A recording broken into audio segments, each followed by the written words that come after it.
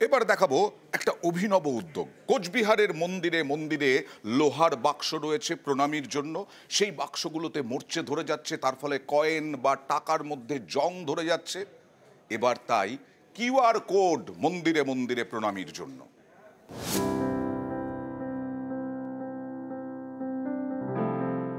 এবার মন্দিরে প্রণামীতেও QR code. কোচবিহারে রয়েছে দেবোত্তর ট্রাস্ট। এই ট্রাস্ট রাজ্য পর্যটন দপ্তরের অধীনে। দেবোত্তর ট্রাস্টের অধীনে রয়েছে কোচবিহারের 20টি মন্দির।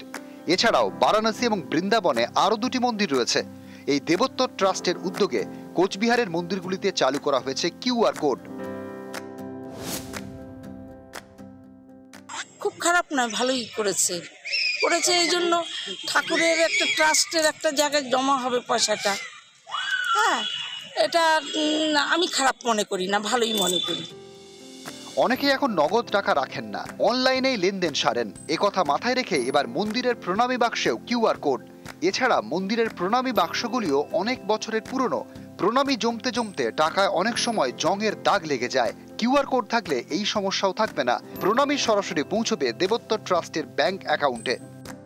আজকালকার দিনে অনেকেই নগদ পয়সা সাথে ক্যারি করেন না, তো আমাদের মদনবাড়ির মন্দিরে পুজোর কুপন দেওয়া বা আমাদের আনন্দময়ী ধর্মশালায় যারা অতিথিরা এসে থাকছেন তাদের বিল পেমেন্ট থেকে শুরু করে দেবতার উদ্দেশ্যে প্রণামী বা নিবেদন যে কোনো জিনিসই ভক্তরা এবার থেকে অনলাইন ট্রানজাকশনের মাধ্যমে করতে পারবে। মন্দিরে ঢোকার পরেই নজরে পড়বে বড় বড় ব্যানার।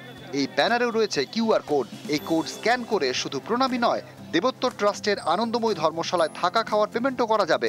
মন্দিরের স্টল থেকে কেনাকাটা করলেও অনলাইনে টাকা দেওয়া যাবে। কিউআর কোড স্ক্যান করে দেওয়া যাবে পার্কিং ফিও। কোচবিহার থেকে শুভঙ্কর সাহা, নিউজ 18 বাংলা। আর পোস্টার যুদ্ধ। বিজেপি লিখছে হিন্দু হিন্দু ভাই ভাই। এইরকম জেলায় জেলায় পোস্টার ছড়িয়ে গেছে। পাল্টা তৃণমূলের কটাক্ষ দিয়ে পোস্টার আইটি সেলের। হিন্দু হিন্দু ভাই ভাই যদি হয় তাহলে গ্যাসে কেন ছাড় নাই?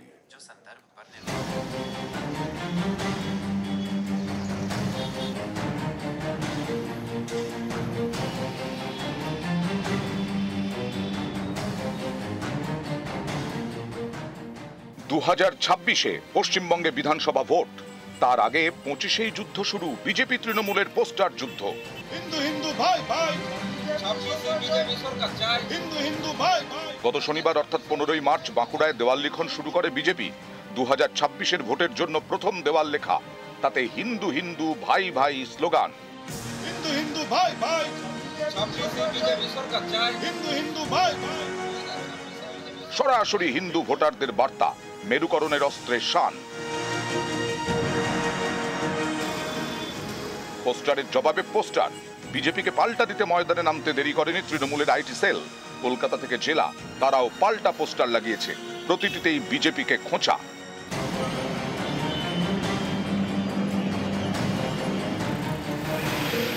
তৃণমূলের কোন পোস্টারে লেখা হিন্দু যদি ভাই ভাই, গ্যাসে কেন ছাড় নাই? কোনটায় লেখা হিন্দু হিন্দু ভাই ভাই, তবু তেলের দামে লোটা চাই।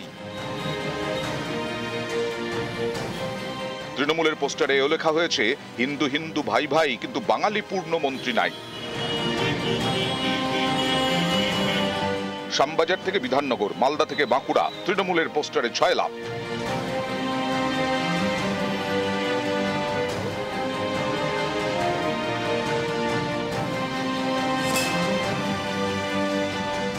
বাঙালি হিন্দুরা 2019-এ বিজেপিকে 18টা লোকসভা সিট এবং 2024-এ বিজেপিকে 12টা লোকসভা সিট দিয়েছিল। বাঙালি কেন, হিন্দু কেন মন্ত্রিত্বের প্রতিনিধিত্ব পায়নি? ভোট পাওয়ার জন্য হিন্দু হিন্দু ভাই ভাই, কিন্তু প্রকৃত সেবা দেওয়ার জন্য কারা আসল ভাই?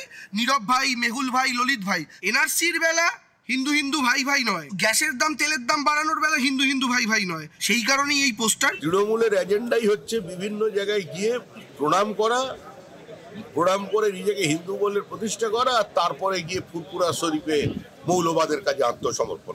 বিদায়ের ঘন্টা যখন বেজে গেছে তখন হতাশা থেকে এদিকে দিকে এ ধরনের পোস্টার লাগাচ্ছে।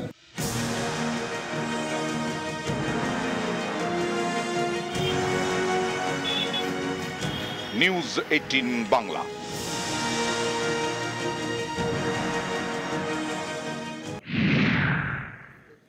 দাঁইহাট পুরসভায় অনাস্থা, পুরপ্রধানের বিরুদ্ধেই দাঁইহাট পুরসভায় উপপুরপ্রধান তিনি অনাস্থা আনলেন। 11 জন কাউন্সিলরের আবার সইও রয়েছে এই অনাস্থার যে কাগজ, সেই অনাস্থার কাগজে। যদিও কেন অনাস্থা? পুরপ্রধানের বিরুদ্ধে দুর্নীতির অভিযোগ, পছন্দের ওয়ার্ডে কাজ করানোর অভিযোগ। যদিও পুরোপুরি অভিযোগ অস্বীকার করেছেন পুরপ্রধান প্রদীপ রায়। 24 সালে হেরেছে, 21 সালের নির্বাচনের ফলাফল আর 24 সালের নির্বাচনের ফলাফল, হারের ফলাফল সেম, তখন একটু খানিকটা বেশি ছিল। তাহলে এর জন্য আমি একাই দায়ী? তাহলে ওনারা কি কেউ দায়ী নয়? হার হলে আমি দায়ী আর জিতলে অনুগান ওনাদের প্রকাশ হবে, এটা তো হতে পারে না। আমি মনে করলাম যে বোধহয় ওয়ার্ডের কাজ করলেই বোধহয় ভালো ফল হয়। এখন দেখলাম ওয়ার্ডে কাজ না করে চুপচাপ বসে থাকাটাই বোধহয় ভালো ছিল। মানে একটা কথা আছে না, বুদ্ধিতে যার ব্যাখ্যা মেলে না, এটা হচ্ছে আমার বুদ্ধিতে এর ব্যাখ্যা নেই। জমা দিলাম চেয়ারম্যানের বিরুদ্ধে, নো কনফিডেন্সের টিকিট দিলাম। আমাদের কেউ সঙ্গে আলোচনা করেন না, নিজের ইচ্ছা মতো করেন। উনি 3টি ওয়ার্ড ডেকেছেন, 3 নম্বর, ওনার 6 নম্বর আর 14 নম্বর, যত সমস্ত কাজ লক্ষ লক্ষ কোটি কোটি টাকা সব ওই 3টি ওয়ার্ডে হচ্ছে। কাজও হয় না, কোথাও শোনে না, আমরা কোথাও যাব?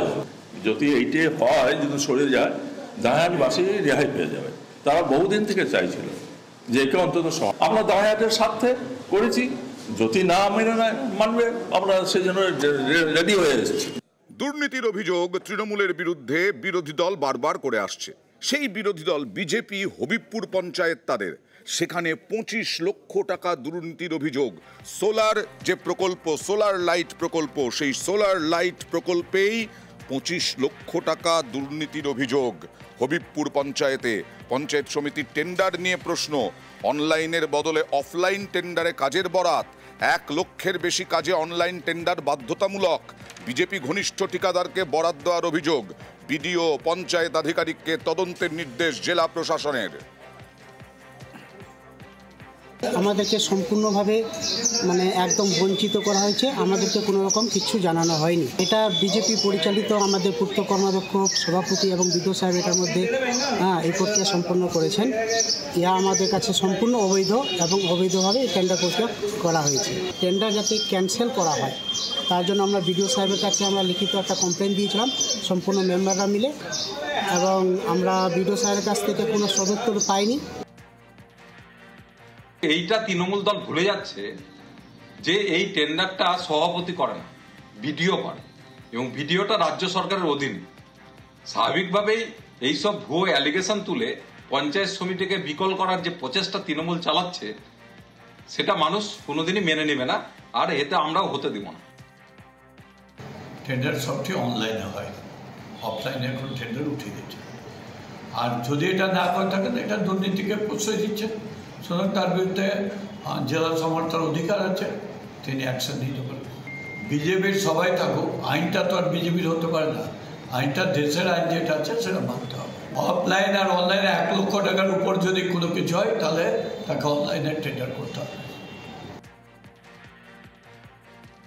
অভিযোগটা পাওয়ার পরে আমি ডিপিআরডিও সাহেবকে বলেছি, বিডিও সাহেবকে বলেছি যে অভিযোগটা খতিয়ে দেখতে। আর সেখানে যদি এরকম থাকে যে এই প্রকিউরমেন্ট যেটা আমাদের আছে, যেখানে এই টেন্ডার দিয়ে আমাদেরকে 1 লাখ টাকার উপরে কাজ হলে করতে হয়, সে প্রভিশনকে যদি কেউ বাইপাস করে থাকে তাহলে তার এগেনস্ট আমরা অ্যাকশন নেব। আর বিডিও সাহেবকেও আমি বলেছি দেখে নেওয়ার জন্য, আর ওনাকে আমি সাজেস্ট করেছি যে তাড়াতাড়ি যাতে উনি এই টেন্ডারটাই করে দেন।